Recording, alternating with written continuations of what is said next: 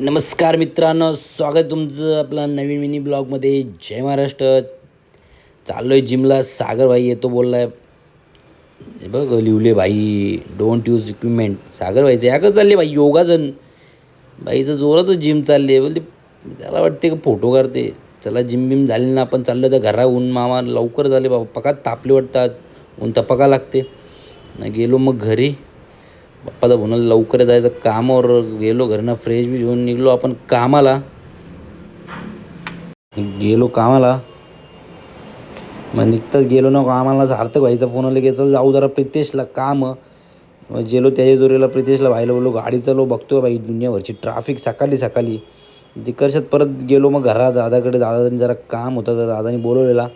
गेलो ना. आज होती आपली एकवीर आईची जत्रा ना, जावाच होता मंदिरात. सार्थकला बोललो भाई चल जाऊ टेमगरला, आपले एकवीर आईचं मंदिर.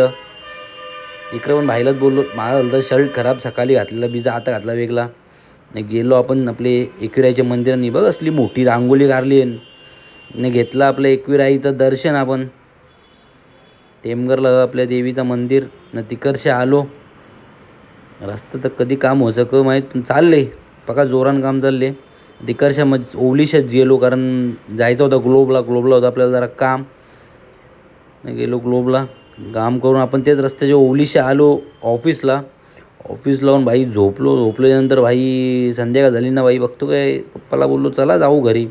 घरी गेलं तर आत्ताचा फोन आला का आपले बारकीला ॲडमिट केलं ना. गेलो तिकडं बघायला तिला. चलो बाय.